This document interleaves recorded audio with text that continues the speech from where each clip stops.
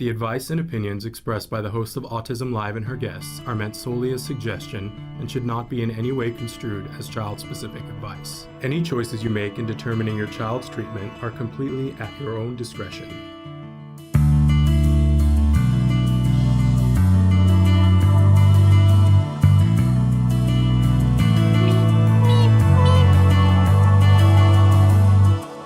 Good morning and welcome to Autism Live. I'm Shannon Penrod. Apologies, we got a little bit of a late start because we had some technical difficulties, but we're here.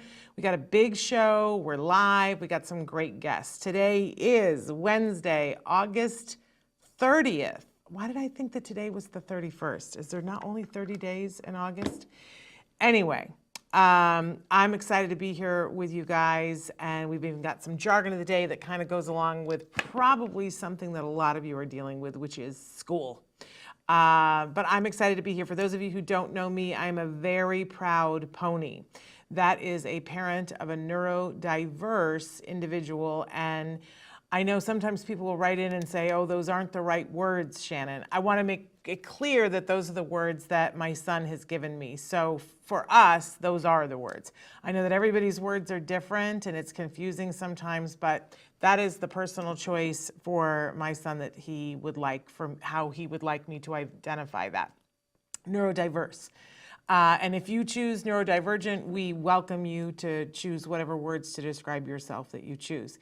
But I am a proud parent and thrilled to be a part of this community as a parent, that is my role, and with a great understanding that that is a very specific role. And we always say here on the show, our mission is to provide information and inspiration to that larger autism community, which starts with individuals who are themselves on the spectrum. They are the beating heart of our community. For me, they're my why, right? Why do all the things that I'm doing? And it's important that whenever possible here on the show, we give them the mic and let them have the voice. I do want to point out that we have a show now on the Autism Network that is only individuals who identify as being neurodivergent, neurodiverse on the spectrum. So anyway, but we also on this show, especially on Autism Live, make room not only for the individuals on the spectrum, but everyone who loves those individuals, whether that's a parent, a teacher, a behavior technician, a coach, a grandparent, a significant other, a best friend. We make room for all of those people as well, because we believe that together that there's a lot that we can do to support individuals who are on the spectrum and to be the best possible allies and accomplices, as our dear friend Amy likes to tell us, to be accomplices. That's what I'd like to be. So we're live right now, and Traven has already started to show you some of the places that you can either watch the live show or that you can download the podcast. For those of you who are listening to us on podcast, and that is a lot of you, we are available as a free download wherever you get your podcasts. We also have an app. You can go on to any of the app platforms and look up Autism Live, and you will find us there. I do want to tell you that right now we are live on Facebook, YouTube, and Twitter, and you can be writing in on those platforms. Our video podcast for the last 13 years is available on YouTube. You can search by topic. You'll also find Ask Dr. Doreen videos there. I do want to let those of you who are big fans of Ask Dr. Doreen, myself included, that it is its own podcast now. It is available, and you can subscribe to just Ask Dr. Doreen. Right now, when you get, for those of you who've been subscribed to Autism Live in the past, you would get both of them. Very soon we're going to sunset that, so you want to make sure that you go over and subscribe to Ask Dr. Doreen as well, so that you will have access to that. I think I got everything in. I do like to give the disclaimer that we have lots of experts here on the show. I'm not one of them. As I said, I identify as a parent. But I do also like to give the asterisk. You know, I've been a parent. My son is 20. He was diagnosed at 2.5. I've asked a lot of questions. I've interviewed a lot of experts, both on this show over the last 13 years and for a couple of years before that on the radio show Everyday Autism Miracles. It doesn't make me an expert. I do think it makes me a little bit, I consider myself to have an informed opinion. Let's say that. So feel free to pick my brain, but also feel free to write in questions for our experts. We love that. We love when you guys interact. We love when you say hi. I do want to give a couple of program notes, in fact, that we are live today. It's our only live show this week. We're getting ready for the holiday weekend, and Traven will be off next week, so we won't be doing live shows next week. We actually will be coming back with Ask Dr. Doreen a week from Tuesday. That'll be the next live show that we do. Every show has to take a little bit of a hiatus. We have to give Traven a break, you know what I'm saying? So, we'll have things for you in the interim, but we will be back live. I think, is that the 8th? I think that's the date that we'll be back, September 8th. So I might have that date wrong. Whatever that Tuesday is, we'll be back with Ask Dr. Doreen.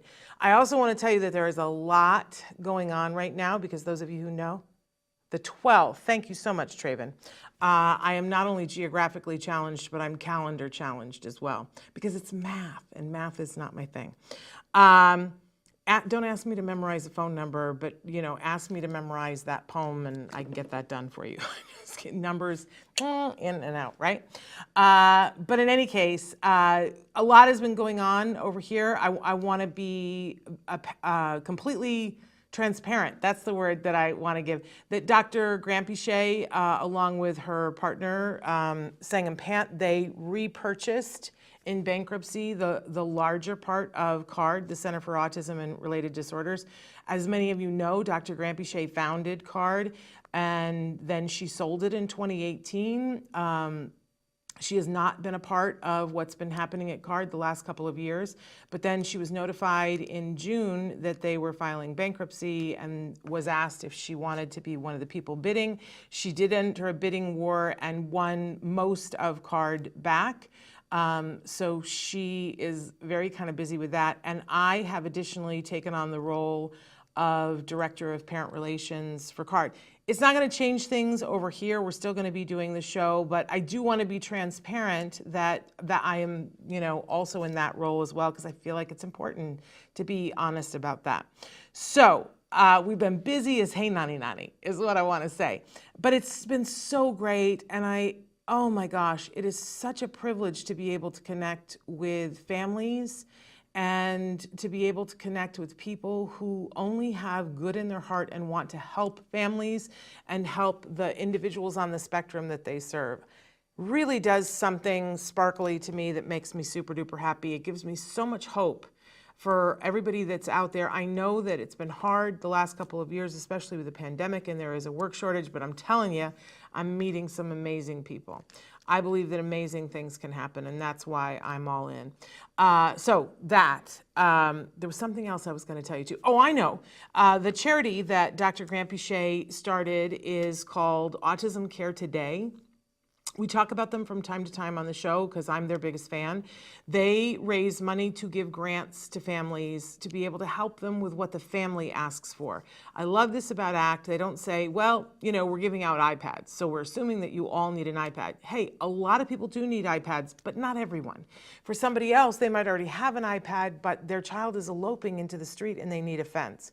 I love that when ACT has open grant phases that you can write in and ask for what you need. I also love that it's a very reputable 501c3 company that they don't pay families directly, they pay vendors. So if somebody is asking for a fence, and their grant is granted, I don't know what the other word for that is, it's approved, then the check goes to the fencing company so that we make sure that it's actually going to the thing that somebody said that they needed, because that's when you know somebody really needs it. So they do fundraisers throughout the year, but their big one is their All Ghouls Gala. It's happening on October 28th in Woodland Hills. It is a star-studded event, you guys. I am so personally excited. We do give out Lending Your Voice awards at the event, and I can tell you the first 3 recipients. I'm not giving away who the fourth one is, so make of that what you will. But the Lending Your Voice award is given to a person or an entity or an artwork that, because last year we gave one to a movie, that has helped to elevate the voices of those on the spectrum. And I just feel that the 3 people that we've already announced really embody this, and they're so deserving of this award. So the first one, Dr. Temple Grandin. Hello. She will be there at the event. This is an adult Halloween party, and Dr. Grandin will be there. That is so exciting to me. Joe Mantegna, who, my goodness, he has been such an outspoken advocate for individuals on the spectrum. Wonderful. And Ariva Martin, who has also been an outspoken advocate and tireless. I would like to have a 10th of her energy, I'm just saying. So all 3 of those people will receive awards, and there will be a 4th, but I cannot tell you who. So in any case, the tickets are now on sale, and we do have a video to show you. Is that able to be played, Traven? Okay, so we're going to get to that in just a second. I do want to say, I've been asking you guys when you watch the video, I'm dying to know, I want you guys to vote for who you think is in the clown mask. And nobody has guessed yet. Nobody has guessed. So it is somebody that you know and see on the show regularly. So I want to know if you can guess. But I also want to say that the tickets for the event, they're nowhere near as expensive as most events like this are. This is a free food and alcohol party that, it's open bar. And the tickets are $125. In Los Angeles with celebrities there. I mean, I know that for a lot of us, that's like a lot of money, but as those things go, it isn't. But I do have a couple of spots for volunteers. If somebody's in the Los Angeles area and they're like, I'd like to come, but 125, I really need to put that money towards my kiddo. I understand that. But if you say, Shannon, I could use some volunteers. If you really want to volunteer, then you would let me know. But tickets are on sale right now on Eventbrite, and you can go to Eventbrite, look for All Ghouls Gala. You want to make sure that you get the second one. The other day, I kind of messed up and ended up in last year's event, and it was already over. If you go there, you'll see wonderful videos. If you go to either site, you'll see wonderful videos and pictures of last year. It was, I think, the most amazing party that I've ever been to. And I've been to some amazing parties, but it was full on crazy. Everybody just, and I think part of it that added to it was that for a lot of us in Los Angeles, it was the first big event post-COVID. It was outdoors, and it was like a reunion of so many people. I so loved how many actors that identify as being on the spectrum that we had on the red carpet. I've never seen that before or since at an event. Made me super duper happy. I'm hoping to see that again this year, that they'll come out for this. But we also had other big celebrities. So let's take a look at this promo video and see if you can guess who it is in the clown mask. Hey, it's Code Orange, babies. You know what that means? It's time to save the date for the 2nd annual All Ghouls Gala. It's a ghoulishly good time. Adults only! Sorry, kiddies. It's all happening on October 28th in Woodland Hills, California.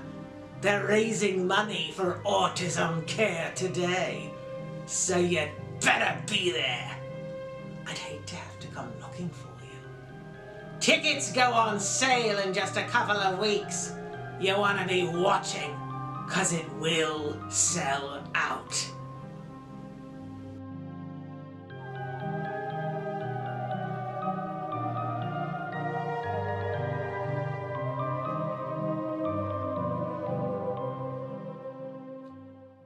So tickets are on sale now. You can go, I know it said they're coming on sale, but they are on sale now. You can go to Eventbrite, the same address that it showed there, and you can purchase tickets.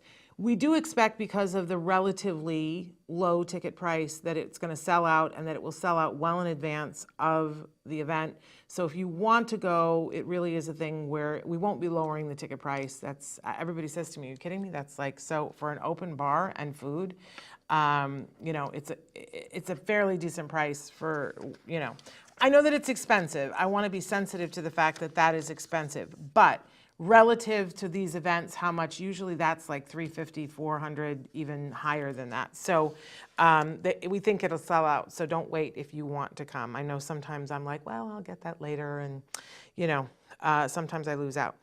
Okay, so we got two amazing guests for you today, and we have a jargon coming up. I just want to tell you that Harry James O'Kelly is going to be joining us in a little while, talking about O'Kelly's Heroes and a film that they have got out right now that's just killing it in all the festivals. So we're going to talk with her, and there is a rumor that her husband might be joining us, so we'll look forward to that, if that is true.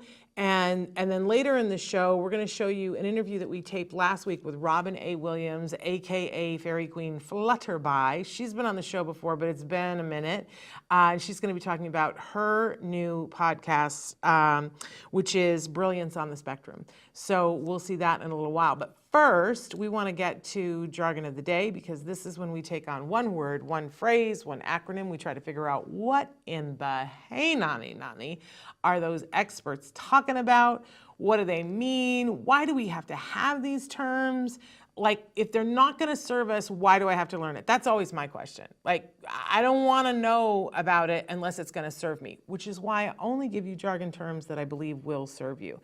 It's back to school time. Some of you went back to school a couple weeks ago. Some of you went back this week. And some of you on the East Coast are going back next week. But no matter how you slice, dice, or julienne it, it's back to school time. So I thought it was important that we talk about this term, because if you have a kiddo on the spectrum, this is the term you need to understand backwards, forward, and sideways. They say FAPE.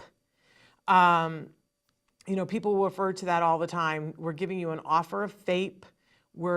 This is your FAPE offer, all kinds of configurations like that. So let's take a look at our actual definition of what FAPE is. Sometimes I make fun of that. I'm not going to do that today because this is serious business. FAPE stands for Free, Appropriate, Public Education. It's a term frequently referred to in IEPs. If you don't know, an IEP is the individual education program or plan that is for people with a qualifying diagnosis, and autism is a qualifying diagnosis.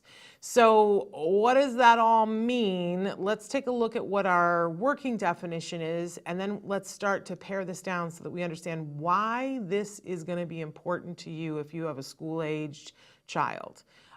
So our working definition of FAPE is that it is what your child is legally entitled to in the United States.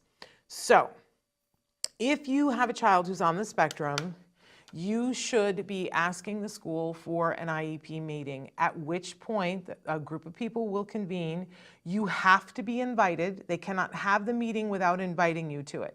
If you refuse to come to the meeting, they will hold it without you. But if you say, I cannot come at that time, I would like a different time, they have to try to accommodate you, because you are a part of the IEP team. And what the IEP team decides is what is FAPE for this individual child. What does a free, appropriate public education look like for this child? And that gets written in the IEP, and that becomes the legal document of what your child is completely going to get. It will, if you have an IEP as opposed to a 504 plan, it will have services and things and the amount of time that has to be rendered for those services, and who is going to be doing that, and who they'll report to, all of these things, and it is legal. It is legally enforceable, and if it is not being carried out, you can say that they are in non-compliance with the IEP and you have been denied FAPE. And that is actionable. People win cases all the time, and sometimes they win money. It's not about that. It's not about catching the school and suing them and getting money, because that's I think if you talk to any autism parent, they're like, no, but I'd like for my child to be treated safely and fairly in school and educated, right? And that is what it's supposed to ensure. But there is a whole legal path if it's not happening. So it's very important when you sit down to be at an IEP that we chart a course to determine what is a free, appropriate public education for this individual child. Here's the thing. I think we all understand what free is, right? I don't think that we need to belabor that, because free means it's no cost to you. Although recently I've been hearing people telling me that school wants to charge them for things like speech and OT. No. If your child qualifies for those services, you don't have a copay, You don't pay for that because that's what free means. And don't let them, mess around with you on that. I think we know what public means, that it's in a public school. And education, that has come under a great deal of scrutiny ever since a couple of years ago, the Supreme Court ruled that de minimis is not education. Parking them in a classroom and not educating them is not education. This seems like a duh to me, but it's nice to have the Supreme Court back that up. And that has been very helpful to many parents because some people want to just park our kids in a classroom and say they're not teachable, which is completely false and makes me want to tear what little hair I have off and run screaming through the streets. Individuals on the spectrum absolutely are teachable and can learn and do and often have higher intelligence than those of us who are not neurodiverse. You know what I'm saying? So let's, when people say really ignorant things like that, let's make sure that we tell them how ignorant they are, right? So the word that often, though, is the biggest bone of contention is what is appropriate. That A word is what is appropriate. And I really want to drill down on this for a minute because I know a lot of you are going into IEP meetings or discussions with the school or teachers or whatever because you're back to school. So one of the best things that I can tell you is it's sad that the word is not best. Right? That your child is not entitled to the best education, right? That's not a word that's in this, but they are entitled to an appropriate education for them. So I want to be clear that for me, when I found this out, I was told don't use the word, well, we want to do what's best ever in an IEP because that's certain. They know they're dealing with somebody who doesn't know, and it's something that lawyers can say, oh, see, they're fighting for something because they don't want to pay for it. So what you want to do is throw the word appropriate around any chance you get. They offer you something, you say, and why do you think that that's appropriate? Can you demonstrate to me, have you done testing? How did you determine that that is what's appropriate? And when you ask for things, you say, we think it's appropriate that our child get this, that, or whatever. You just on that word appropriate, just bang, bang, bang on it, right? And you try to avoid at all costs saying best. I know that kind of breaks your heart as a parent, but here's the fun thing is that when I heard this, I got very teary-eyed about the whole thing, but I love dictionaries. I used to have a collection of dictionaries, different editions of dictionaries. And now there are all these different dictionaries online and you can look up a word and keep looking until you find the definition that you like. And I found in a dictionary, because there's lots of different definitions for appropriate. And the one that I found that I liked, that I used all the time, was the one that said something is appropriate when it's effective. Oh, I like that word. I like that word a lot. And so I would say appropriate, and I would say, and by the way, you're recording all these meetings. So I would drill down on that and I would say, well, we want to do what's appropriate for him, which is reasonable, right? And anybody who doesn't want to do what's appropriate is not within the legal bounds of what's supposed to happen. So put to them, right? But also I would say to them, and I don't remember which dictionary it was, I would say, and as Merriam-Webster says, when something is appropriate, we know it's appropriate because it's effective. So how is what you have put here on this piece of paper that you want him to do, how is that effective? And put them on the spot, because a lot of times, I'm a former teacher, I love teachers. There are a lot of people that do not understand the legal ins and outs of IEPs, don't know how to write them. There's a lot of people in over their heads, and so they will cookie cutter things. And our kids, the whole purpose of an IEP is that it's not cookie cuttered. You know what I'm saying? So when you challenge them on that, they've made a recommendation and they don't have a basis for it. They didn't do any big research. They didn't sit with your child. They didn't do testing. Sometimes they have, right? But it's never bad to say to somebody, if you're talking to someone who has their ducks in a row and is a good professional and did sit with your child and had a conscious plan of what would be appropriate for them, and if you say, tell me about why you think that's appropriate and why you think this road is effective, they're going to love that question. They're not going to get upset about it, and they're going to go, great question. Let me tell you. So we saw this and we saw this and we know this and da-da-da-da-da, and this is why we think this will work. And they're going to love the question.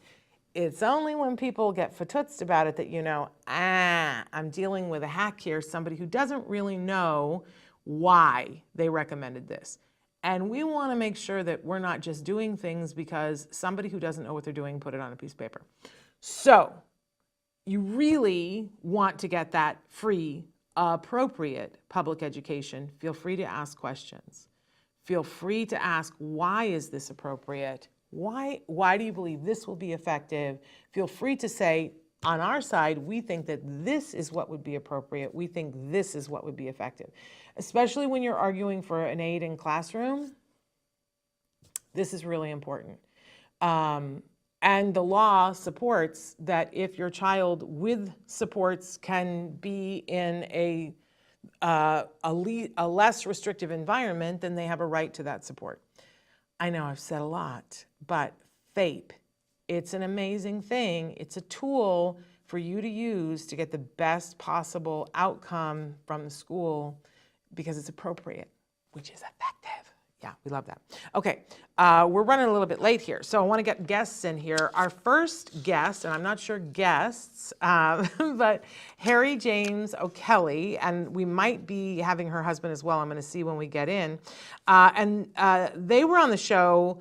It's funny, both of our guests were on the show probably 10 years ago, each of them. So we want to welcome Harri in and have her tell a little bit about her story, but most especially, we're going to ask her to tell us about what the O'Kelly Legends 2E behind the scenes film is about, where you can check it out, what the festivals have been saying about it, and why you might be interested. So we got Harri. Let's welcome Harri into the show.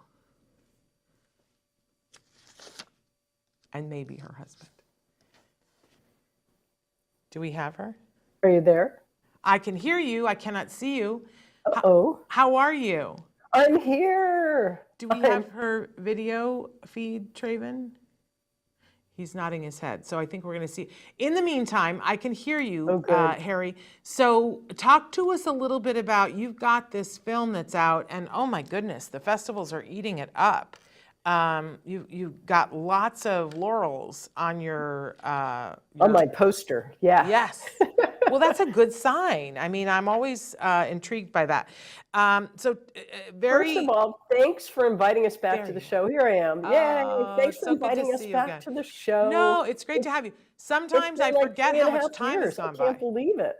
Has it been 10 years? It feels like it's been 3.5 years. I can't believe it. Okay. Only 3.5 years. So when we were on the show before, we had just filmed the show. You know, we had just filmed the documentary, and we hadn't even started cutting it or doing anything. And it's so great to be back. Well, look at you now. You've got a film out. You've got screenings. You've got festival laurels. Tell us about the film, and especially tell us where people can watch it, because it's been such an exciting journey. I can't even tell you. And you're so supportive. And I think back at that interview when we were just getting started and we had Terry Hart on the show with you, and it was like such great energy. And then we just continued from there. And so we had, the film covers my son, who is autistic and also gifted. And it was his journey of making a monologue show fundraiser for this organization, SENG, that is supporting the emotional needs of the gifted, but that also covers twice exceptional kiddos. For people who don't know what twice exceptional is, Harri, can you tell us? I would love to talk about twice exceptional, because you were just talking about FAPE and how important FAPE is. Yeah. And really making sure that you're getting what your child needs to really thrive, not just survive. And for our kids, they were diagnosed with autism first, and we did not realize that they were gifted until later.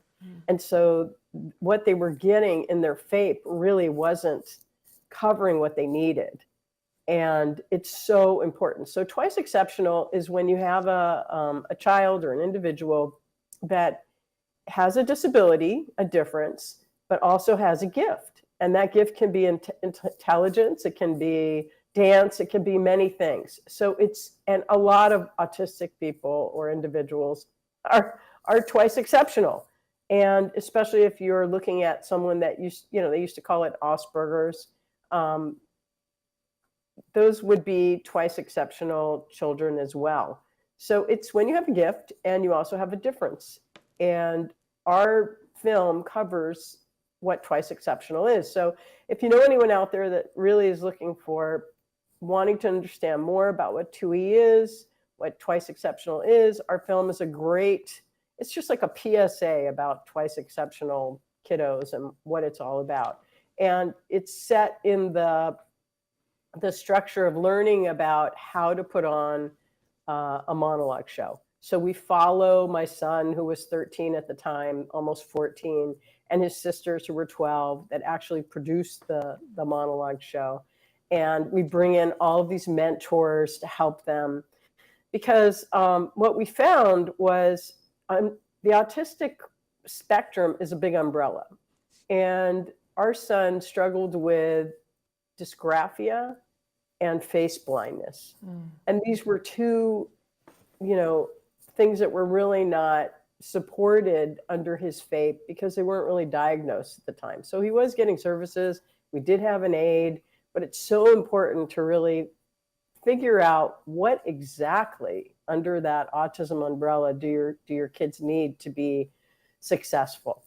And so I hope you'll look at this film. It's so fun. We edited the film. We didn't think it was going to get into any festivals at all, but we just stuck with it. It got into the first festival that we submitted it to, and then it proceeded to get into 20 more festivals. It's won awards in probably half of those or more. It's been an amazing journey where the kids have gotten out there, done the Q&As after, gotten to meet families that were also twice exceptional or on the spectrum. And it's just been this amazing journey for us. So it's available now for free on Tubi. It's on Amazon Prime. It's available on Infobase if you know any schools that would like to license the film so that they can show it over and over and everyone can view it for free, or teachers or professors can talk about it. So it's out there. And we just were picked up by, I think, 2 or 3 more platforms. And we're really excited because Ovation, the Ovation channel, is interested in also buying our film. So it's just exciting that we're getting, we're just getting so much support. It's just been amazing. That is amazing, and congratulations. And what I know of you is that you're not letting any moss grow on you anywhere. You continue on with other things.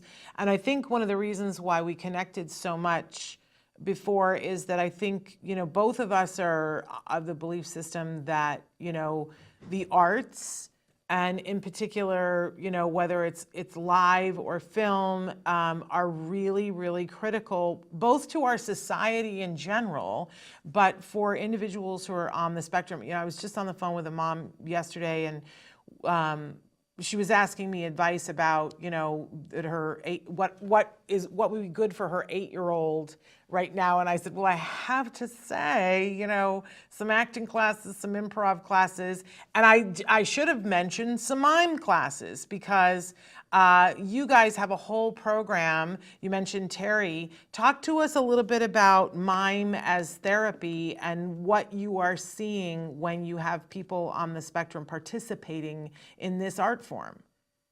Well, mime as therapy was something that just was organic. And a lot of the things that we do here at the O'Kelly Lab is organic. It's basically a mom, and I'm following their leads and looking at what they're interested in, and then kind of following from there into some kind of intervention.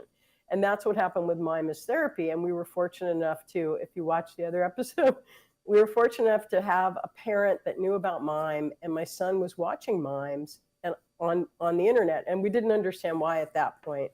And for that mom that did call you, and for all the moms that are listening right now, I just want to say, my son just turned 18, and this is a long journey, but they do get better. Yeah. They do get better. And if you had told me when my son was 8 and was starting to look at mimes on the computer that he would eventually go into a strength-based model school and completely radically accelerate and then skip high school completely and go into college at 14, I would not have believed that was even possible. Yeah. So I was listening to what Shannon was saying about your FAPE and about really getting what your kids need with your FAPE. It's something that we really need to be aware of and fight for, because you never know what your kid is capable of. And I am a mom sitting here telling you, I had no idea what my kids were capable of.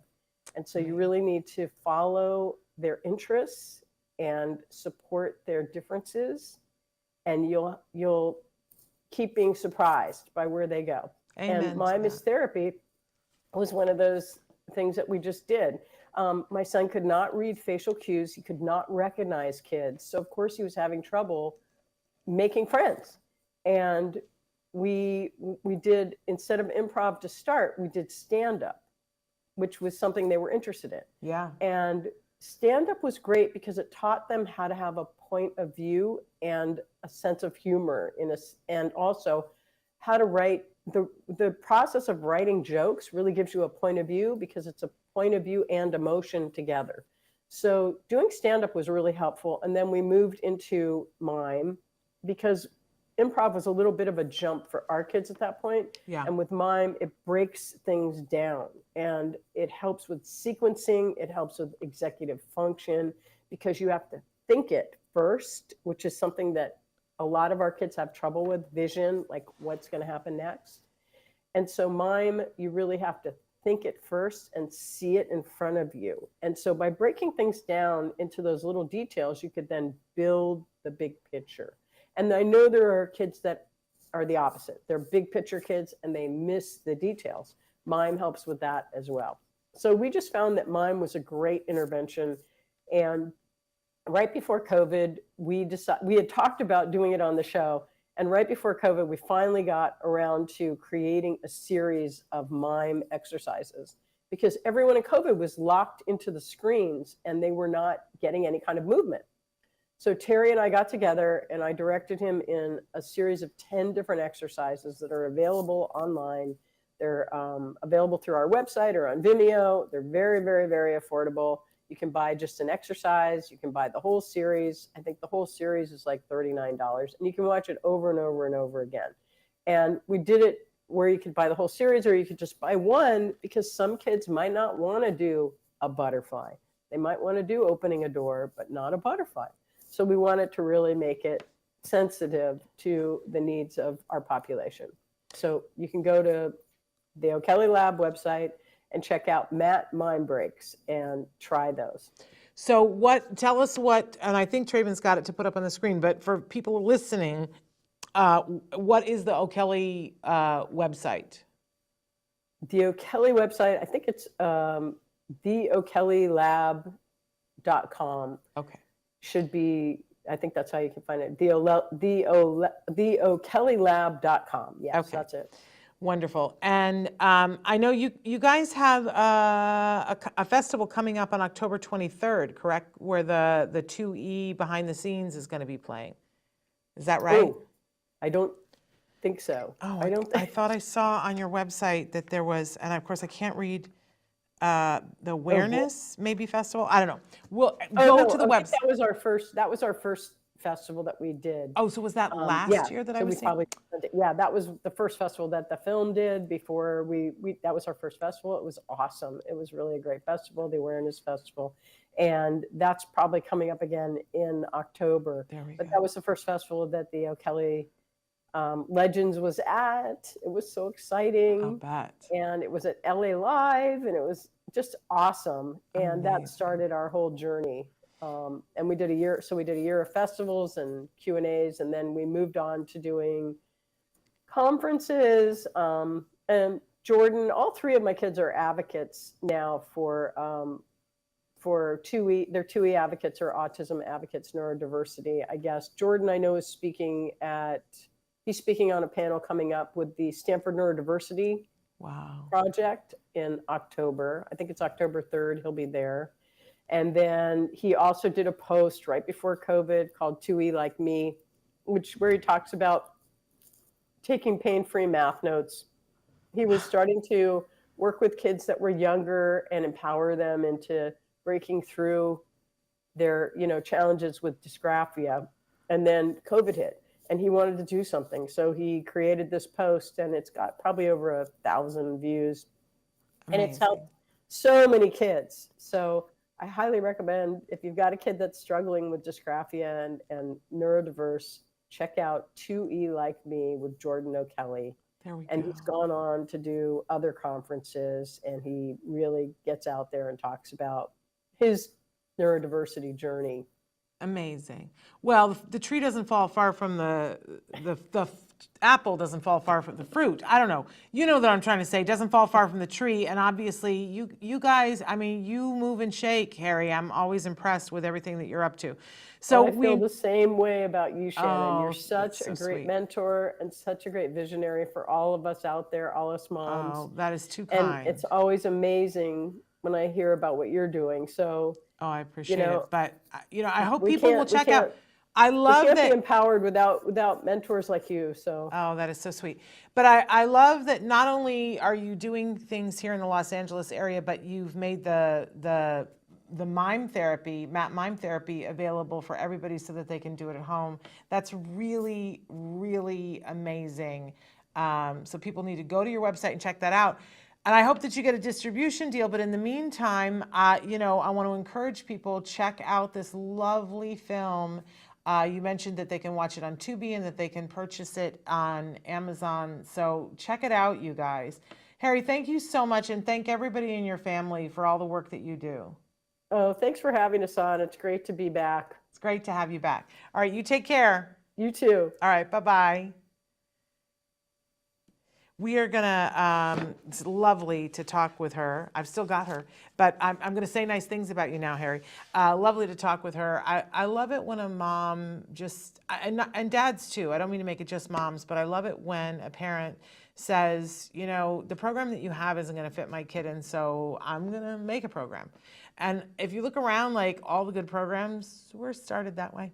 The power of one parent who says, I'm going to make it work for my kid. I'm going to, take their interests, and then other people get to benefit from it. It's really amazing. So we're going to go now to a recorded interview that we did with Robin Williams. It's Robin A. Williams, the other Robin Williams. She is AKA Fairy Queen Flutterby. The last time that she was on the show, which was 10 years ago, she was on as Fairy Queen Flutterby. Now she is on as the host of the about to be launched podcast, Brilliance on the Spectrum. So let's take a look at what Robin had to tell us. Good morning, all of you. I've got a wonderful guest joining us right now, Robin A. Williams, otherwise known as Fairy Queen Flutterby, is joining us. It is notable to say that this is not her first time on the show. It is just her first time this decade. And previously, when she was on the show, she was on as her alter ego, Fairy Queen Flutterby. So, Robin, thank you so much for joining us again. We're so excited to hear what you're up to now. Wow. Oh my gosh. Are you sure? That's kind of a loaded question. Well, you've got a lot going on. I really do. So, as I am evolving again, when you interviewed me the first time, I had just kind of come out of a long run of empty nest, and my career of 38 years had ended as a massage and PT therapist. And then someone said, hey, isn't your nickname Flutterby? And didn't you write some books as a little girl? And you're a great storyteller. Stop being depressed and go be a storyteller. And I started advocating for ASD and got my own formal diagnosis of Asperger's syndrome. And it took off, and it was exciting. I was traveling the globe, and I love to tell people my tag is teaching through the art of storytelling. No matter the challenge, you too can be a big hero. Got to do the fairy voice. And It was a wonderful career. 5 countries, 18 states, got my book in 42 countries that I wrote as a little girl at 7. And then something happened. And then COVID blew up my career. And we were slated to go to so many places. It was devastating. It was a real devastating blow. So I had to pivot and figure it out. I've always done journalism and writing. So I started working for a small paper where I moved here in North County, San Diego, and it was going pretty well. And then something else happens and that blew up. Who stops doing social media after you build them 27,000 followers? I don't know. Anyway, the fact of the matter is social media was evil all of a sudden to the same person that loved that I got all that people. But so long story short, I had to take on some bread and butter jobs that were very much out of my comfort zone. But in doing these jobs, I learned basically the most underserved people. They're considered throwaways, and it's really sad. And I was a coach for a program, and it was really hard. It's kind of like when you're scared of a dog and a dog knows you're scared, so they're going to bite you. Well, if you have any fear with these people, it's like wearing a red flag. They're definitely going to test you. And I was trying to be a program director there, and they weren't quite ready for program directing, so they convinced me to be a coach. And it's a 3-on-1 and 1-on-1 kind of situation. So you can imagine by that number how extreme these people are. Well, it didn't work for me. I tried really hard. I fell in love with many of my clients, but unfortunately it was a little much. Maybe if I was 30, but now I'm almost 60. So then it led me to kind of refocusing. What do I really need to be doing? Well, now that I've learned about all these other things going on in the world, I need to focus on getting brilliance on the spectrum out there, just like you, being able to support myself and bring in other kinds of awareness, which can bring in funding for places like this center that I was working for. Amazing. So now I have this whole new drive to try to come up with those dollars, because every time I would go to my employers and the directors and the people there that was running it, they'd always do this. Yeah. It was always a lack of that. It takes money. And we have to say, as I got to interrupt you for just a second, because they always say don't ever do something with animals and children because they will upstage you. You have a wonderful dog behind you who is trying very desperately to my gosh, you. I'm not even aware. Should I go move him out of the way? No, he's fine, but we have to acknowledge it. He didn't sign a release form, but he's fine. Did you see his big, beautiful cone of shame? We have seen poor baby. He got bit by a coyote in the butt. Oh, no. And we've also heard his cone of shame.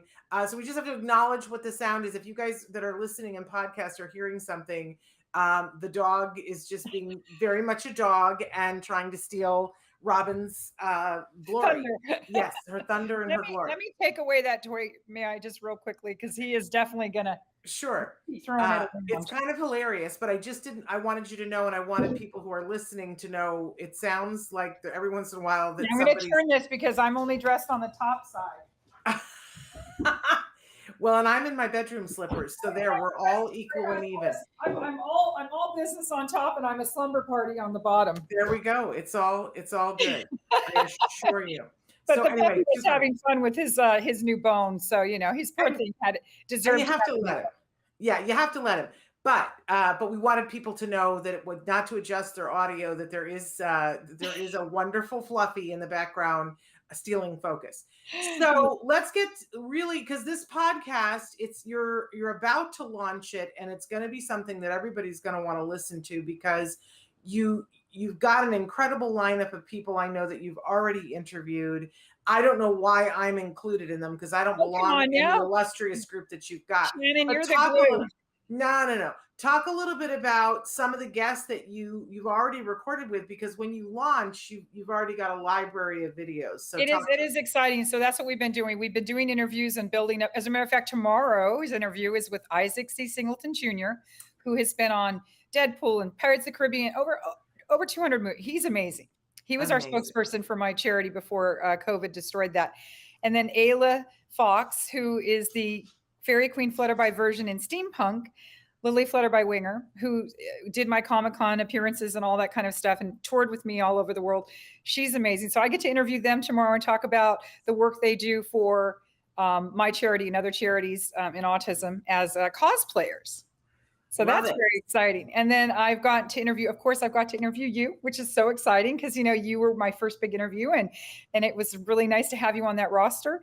And then we've got George Steeves and he's this Who we love. brilliant actor and producer. And we've got Danny Bowman of Danimation, who I got to meet before she became Danimation. Right. And I mean, she's just always been this spunky, quirky little, girl. And then she's just grown into this beautiful entrepreneurial woman. And she doesn't let her ASD slow her down one bit. No. You have to follow her on Instagram. She does the funnest videos. And then we've got Joey Travolta of Inclusion Films and John Paez of Performing Studio Arts West. I want to get that right. And many other people. Amazing. Can I tell you a quick funny Please do. Danny Bowman story? So we went last week, my son and I, we went to Las Vegas. I don't know if you've ever heard of Meow Wolf. Have you heard of this? Say it one more time. Meow Wolf. No, I have. That's not so yet. A group of artists first in New Mexico got together and they took over a bowling alley and they created this artist experience where it feels like you're walking into a home, but you open up the refrigerator and it's a portal to another world that, like, almost like an underworld that you get to go to. So, and it was so popular that now they've opened different ones all over the country. And in Las Vegas, they have one that's called Omega Mart, and it's a grocery store. Oh. But it's a weird grocery store, and you go in and there are 9 portals to get to these other worlds. It's crazy. It's the best thing ever. But we went there they're very autism friendly. They're all autism accredited and trained. Every employee has been trained how to deal with sensory issues. So we went there to interview them and to find out about this amazing place. Sure. And we're walking around. We've just interviewed the people that are running it. And there's a display of fruit. And in the fruit, there's a cutout where someone can stick their head out for a picture. And who's in the cutout but Danny Bowman? Oh my God, I love it. And I thought I was having an out-of-body experience. She has arrived. Because we're not home. We're not in Los Angeles. We're in Las Vegas. And I stood there and I was like, is that Danny Bowman? And I said it a little too loud. And she looked up and she was like, Shannon, what are you doing here? And I said, what are you doing here? And then Rachel Barcelona walked up. and I said, what is happening right now? It's a small world. Well, they were in town because Rachel is vying for Miss America this week. By the time this airs, we'll know what has happened. But so Rachel went to because she's Miss Florida, right. And Danny, they're best friends. So Danny went to support her. But it was just the craziest thing. We also saw Dee Snider. I saw her videos they were making together. They were super sweet. I just love Danny. They're both wonderful. Yes. And Dee Snider was there too of Quiet Riot. But other than that, we didn't know anyone. Well, you knew the most important people. Well, and the fact that her head was sticking out of a wall of fruits and vegetables. That's hilarious. It was really surreal, as was everything else at Meow Wolf. Oh, you got to go if you have the opportunity. For Vegas, period. Yes. It was very, very, very bizarre. But anyway, so now when do you think you're going to launch this podcast? Well, okay. So my producer, who I'm so thrilled. I had met some people at this studio, and he was just introduced to me kind of like accidentally. And I don't know what I did to impress him or whatever, but I had talked about this show that I would love to do, which is the one what we're doing right now. And he contacts me, he got my information, and he contacts me a couple weeks later and he goes, hey, how's it going with that show idea of yours? I said, well, I actually just acquired the name and we're, going to have a website and all these kinds of things. And well, what's your idea? And I said, well, what Brilliance on the Spectrum to me means, it's giving a megaphone and shining a bright light on all things positive for autism and underserved. So anybody that's got innovative programming and creativity and they have a good heart and they're just trying to do good, trying to add to the quality of life of this demographic. And I want to make sure that they have a platform. Now we have so many podcasts and platforms and all that, but I think Brilliance on the Spectrum is just the name of it itself. It just kind of says it all, right? Yes. Let's get all those people that are up and coming and that are brilliant and innovative and creative, doing positive things for our autism demographic and our underserved. I love it. So that's the thing. So Steve Casarino says, okay, I want to be your producer. And I'm like, what? And he's wonderful. Now, he's Chef Rock. Chef Rock's been all over the world. He started off I think he was in Hawaii for a long time cooking. He does cooking. He's on Channel 10 here locally. It's just, he's a hero of mine. He went to Ukraine and was cooking in the kitchen with Chef Andres for the World Kitchen when people were starting to cross over and they were, trying to escape and all that. And he's done just some amazing stuff. So he's producing my show, and our plan is to get X amount of shows under our belt. And now we're starting to look for sponsorships. And once we, get that going, he's got many platforms that it's already been approved for, iHeartRadio included. I think there's about 15 different platforms. So it'll be making the rounds. And as people find us, as they learn about us, and, and you too, anybody that you think we should interview, give a platform to, we would love that. So that's what we're doing. I'm kind of calling all of my old contacts from my fairy world. Like obviously you were from that world, and getting. I never thought of myself as being from the fairy world, but yeah, absolutely. I have like a whole kind of dossier of all the people I met when I was fairy and when I was becoming fairy, and those are my special peeps. Those are the ones I close to my heart. And I knew that one day, when things got better for me, I could reach out to you guys and you would still be there for me. And voila. And we are. And you are. You ran into my nephew-in-law, I don't know how many years ago. Oh my gosh, at the San Diego Love and Autism. And he was there for a roofing conference, but he ran into you. And I don't know how you two struck up a conversation and then realized that you had me in common. It was hilarious. I was in the fairy costume. Yes. Believe me, he texted me and he said, I think I scared him a little bit. I was kind of excited and intense, and I get kind of intense, and I don't think you scared him. I think he thought it was hilarious. He was like, Shannon, a fairy came up to me and told me she knew you. And I instantly knew who he was talking about. And I was like, okay. So I thought that was really funny. That's really interesting, because at that particular conference, it was, if I may kind of digress a little bit, I have kind of a funny story in that conference. So I was so excited, and it was my very first time being in the fairy costume at an actual autism event. Oh, and I didn't really know what to do with myself. And they said, well, just kind of stand there and be fairy and, talk about your books and whatever. Well, there was many people like myself on the spectrum, and it was someone's birthday.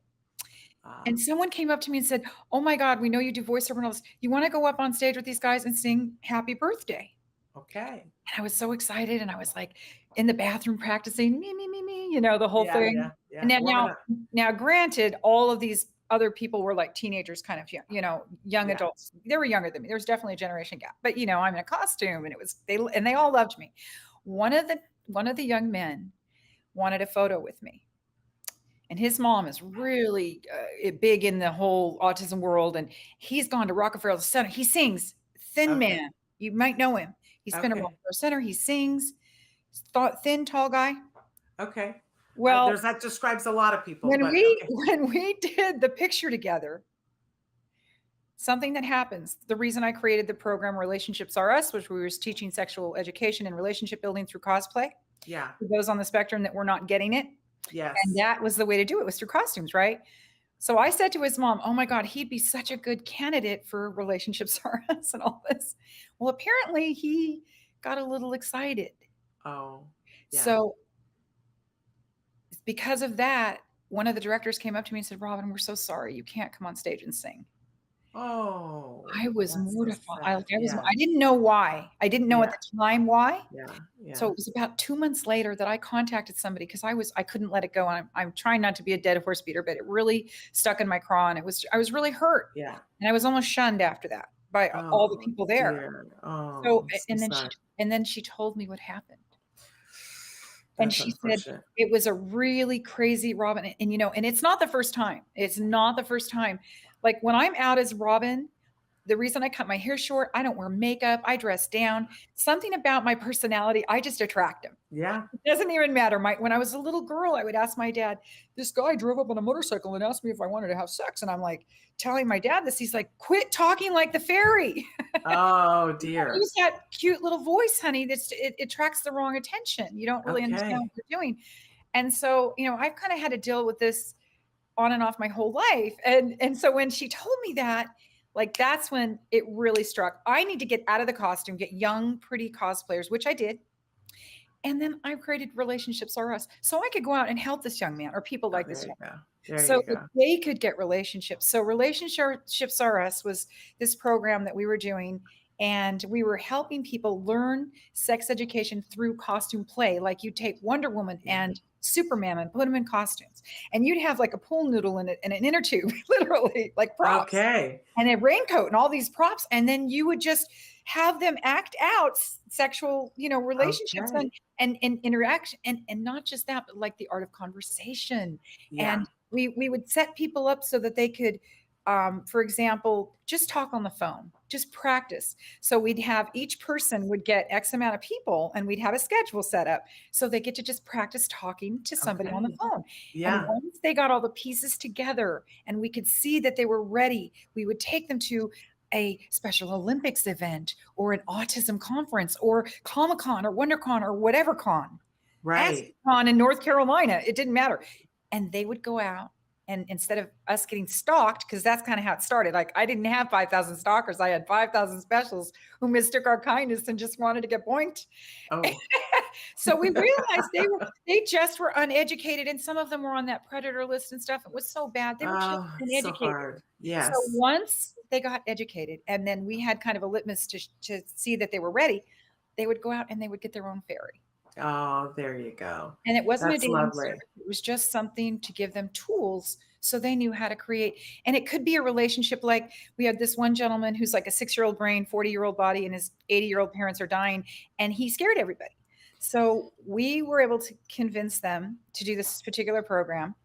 And he got to the point where he could learn to feed himself and answer the door and greet the mailman and like go to the puppet shows with the little kids, because now he's not scaring them. And so when his parents passed away, the family that absorbed him absorbed the Jolly Green Giant and not Frankensex. Yeah. Well, that's amazing, because this is an area that we don't talk about enough, and I think people get a little squeamy. But I remember hearing Temple Grandin's mom, Eustacia Cutler, talk about the fact that if you I can't say the word, infantilize adults on the spectrum and don't teach them about sex, then you reap what you sow. That's and right. They have misunderstandings, and that we need to make sure that we are educating our adults as we would anyone. I mean, like it's a simple little things. Like we had this one gentleman, and I always call them Jane and John, because I don't want to say people's names. But Right. So Johnny was in trouble because every time they took him to the mall, which is a really big deal. A lot of these respite programs and these daycare programs, they take them to the mall so they can like spend their little money and go, learn how to use money and go to shopping and Right. interact socially and all this. Well, this one guy was always in trouble because he would see a pretty girl, he would get overly excited. He would just run up and hug her and drive on her, and he didn't mean any harm, but he just couldn't control. He literally could not control himself. Yeah. So we started working with him, and we explained to him over and over and over and just in nauseam. And finally, we were able to teach him that when he met someone, give them a space bubble. Yes. So there's no contact. That way he's not going to, there's no incident, right? Yes. So he goes up to the pretty girl in Starbucks when we're together, and he says, "Hi, I'm Tommy," or "I'm Johnny. I'm giving you a space bubble." And he puts his arm out. "Would you like to have coffee with me?" Well, she's like, "No, thank you, Johnny," and walks away without incident. Now, we've also worked with him that that's not a rejection, that's her choice. Yes. She just is making a choice. Like he's allowed to choose who he wants to talk to. Yes. Once we got that all out there, now he goes to Comic-Con. "Hi, I'm Johnny. I was giving you a space bubble," to this beautiful, beautiful little girl that was dressed in Pokemon. They're married now. Oh, amazing. They But when look- you say little girl, you mean, I mean, a young woman. I'm almost Yes. 60. Everybody Yes. under 30. I just want to be clear, because I don't want to No, get I meant male. like, Yeah. I meant like a younger adult as well. Yes. He was Yes. small and petite and real cute. Oh, I think she was like 28 and he's like 40. there we go. So it worked out beautifully. That's And a great story. And she never had a boyfriend, and her parents would never let her. And so she was having issues because she was so pent up. And Yeah. so once we got that all straightened out, they live in mom and dad's bedsit. They both work for, I think they both work in fast food, and they're married and they boink like bunnies and the government's not involved and everybody's happy and safe. And There we go. so this is the kind of thing, or like where you have people that are so overly into a topic like electricity or Disney princesses or whatever. So we created something called Friend Chat. So we get people from online that are like old, like electricians that are retired in a chat room, or people that are Disney freaks or whatever.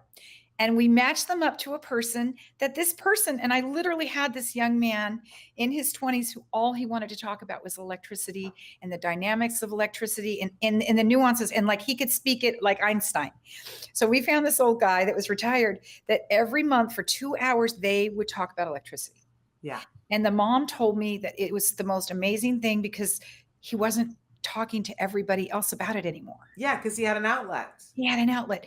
And so and then people were really worried because like, oh, what if they start talking about other things? So we had it set up so that if they ever talked about anything except for what the thing was, that the person says, okay. And they hang up the phone, they call that person's, circle or team or parent. Right. And they say, okay, here's a red flag.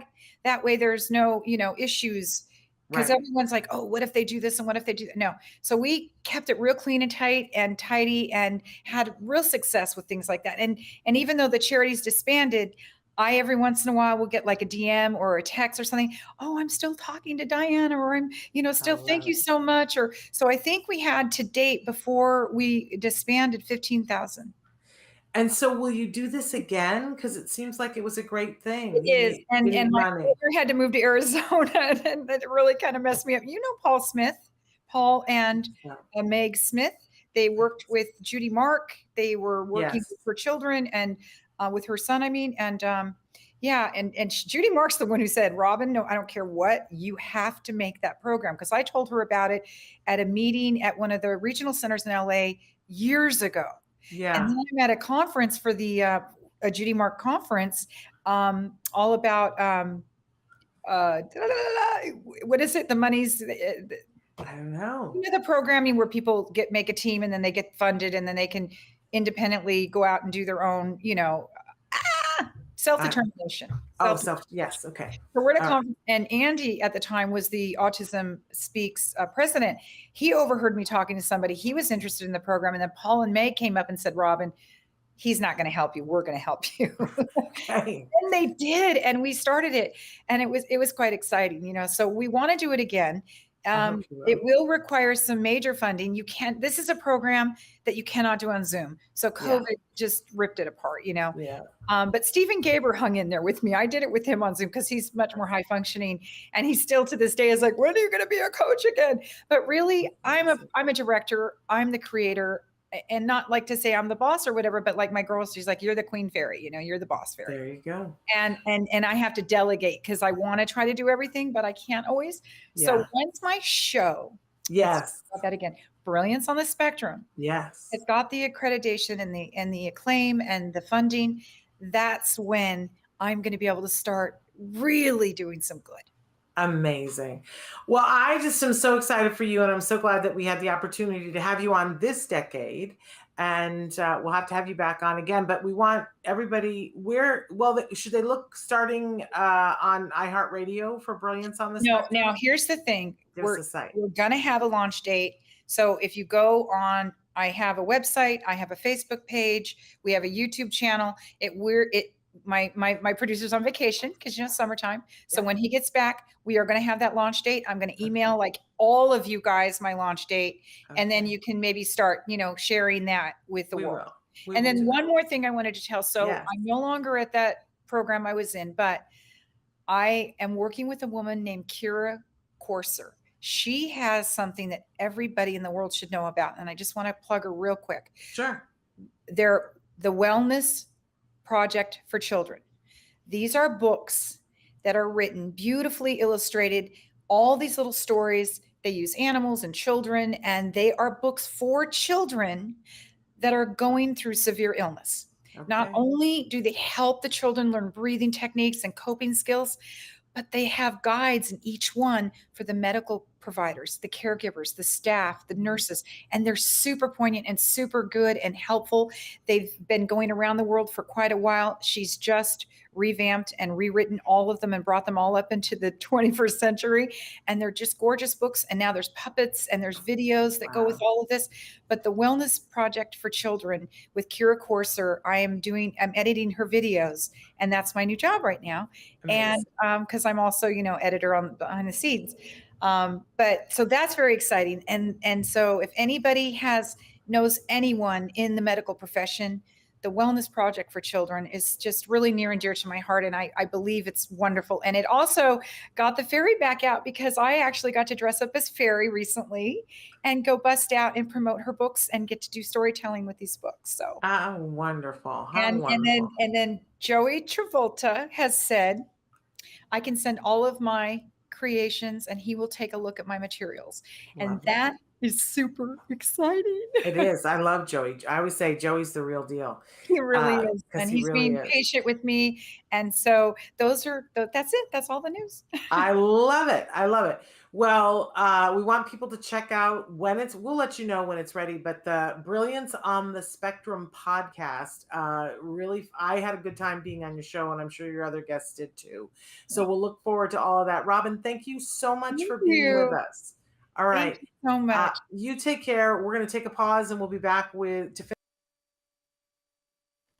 so thrilled to have her and Harri here on the show. Programming note, we would just want to remind you that our next live show, what did you tell me? It's the 12th of September? Is it really that late? 12th of September with Ask Dr. Doreen. So a little bit of a hiatus, but tons of content for you guys to go through. And then we will be back and got some amazing things in store coming up. It's going to be a really good time. So until then, give your kiddos a hug from me. I hope everybody has a safe and wonderful and restful Labor Day weekend. Until we come back, until then, give your kiddos a hug from me and one for you too. Bye-bye for now. If you found anything helpful in this video, please give us a like. In fact, make sure that you smash that subscribe button on YouTube and give us a like on Facebook.